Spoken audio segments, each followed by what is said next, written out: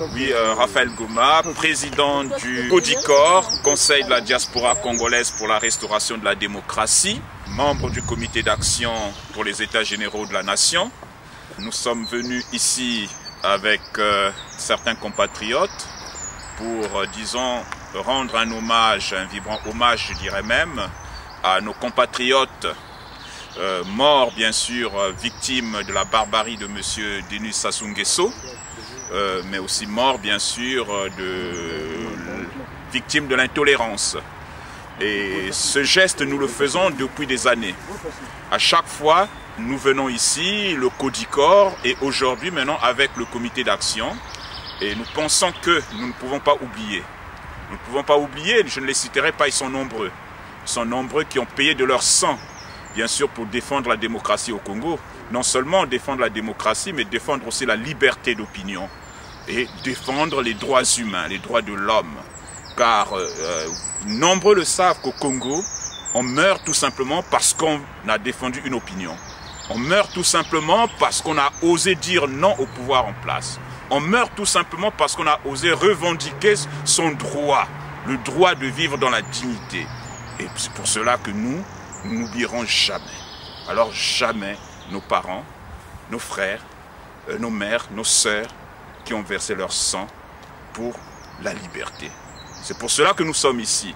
Nous sommes ici, bien sûr, nous l'avons dit qu'aujourd'hui c'est le dimanche des saints et certains sont partis à l'église pour prier. Prier bien sûr pour les vivants, mais prier aussi pour les morts. Et nous sommes venus sur cette place, la place de Brazzaville, et nous y viendrons toujours. Et même après nous, certains viendront toujours, car nos parents ne méritaient pas ce sort-là. Certains n'ont pas de sépulture où aller s'incliner. Quand je pense que d'autres se retrouvent à Oyo devant des tombes des parents, des tombes des frères, des sœurs, des enfants, mais il y a des Congolais qui n'ont aucune tombe pour aller s'incliner.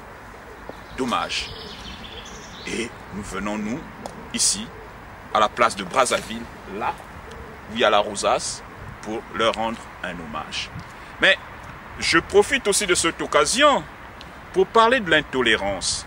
J'étais sidéré, choqué de voir que des frères de RDC ont été, j'ai envie de dire, martyrisés, renvoyés chez eux. Mais nous avons toujours vécu en bonne entente avec ces frères du Congo démocratique. Ce sont nos parents. Nous avons des liens de consanguinité.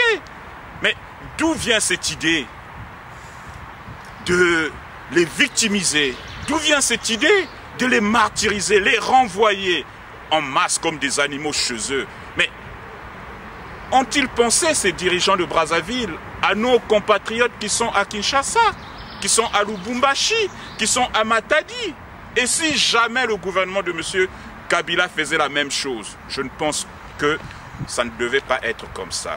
Non, je demande aux autorités de Brazzaville d'être lucides. Nous sommes un seul peuple, le peuple congolais. C'est pas pour rien que les deux Congos s'appellent le Congo. L'un, République du Congo, l'autre, République démocratique du Congo. Et c'est parce que nous sommes liés dans, disons, des liens de sang. Je dirais, c'est le colon qui est venu mettre une règle en disant, bon voilà, ça c'était le Congo et ça c'est l'autre. Mais en réalité, nous sommes pour la plupart sortis du royaume Congo. Et d'ailleurs, même pour certains qui sont sortis du royaume Teke, vous verrez qu'à Kinshasa, il y a aussi un quartier Mongaliema. Et chez nous aussi, à Ngaliema. Alors, pourquoi cette haine vis-à-vis des frères de RDC? Je pense que les Congolais doivent se mobiliser, de part et d'autre, aussi bien du côté de Kinshasa que du côté de Brazzaville, pour former un front contre ce qui est en train de se passer au Congo-Brazzaville. Non, je dis non, nous ne devons pas victimiser les parents sous prétexte parce qu'ils sont de RDC, sous prétexte parce qu'il y a une minorité, il y a toujours une minorité qui jette l'opprobre, justement, pour salir la majorité. Mais ce n'est pas parce que deux individus auraient peut-être cambriolé ou peut-être violenté une femme que maintenant il faut faire l'amalgame en prenant tout le peuple de RDC pour dire voilà c'est eux qui viennent faire la terreur à Brazzaville, voilà c'est eux qui viennent cambrioler à Brazzaville. Non, je pense que les autorités de Brazzaville doivent arrêter cette escalade-là. Ça peut nous conduire à des violences qu'on ne pourra pas contrôler. Voilà mon cri de cœur. Voilà ce que je venais de dire ici. Donc, je terminerai tout simplement en disant que nous sommes porteurs d'une idée, d'un objectif, les États généraux de la nation. Nous nous battons pour que ces États généraux se tiennent. Et alors doivent se tenir avant 2016. Nous sommes maîtres de notre calendrier. Le calendrier de M. Denis Sassou Nguesso ne nous intéresse pas. Mais nous pensons que aujourd'hui et demain, il faut sortir le Congo de la crise. Crise grave, mais pour sortir de cette crise-là, nous devons nous asseoir. Tous ensemble, imaginons demain le Congo. Nous devons nous asseoir pour trouver des solutions durables pour restaurer notre démocratie. Je vous remercie. Bonne fête de Pâques pour toute la famille congolaise en général, de Kinshasa à Brazzaville, à Lubumbashi, à Pointe-Noire, à Ouesso, à Ouyo, partout. Je vous souhaite bonne fête. Merci.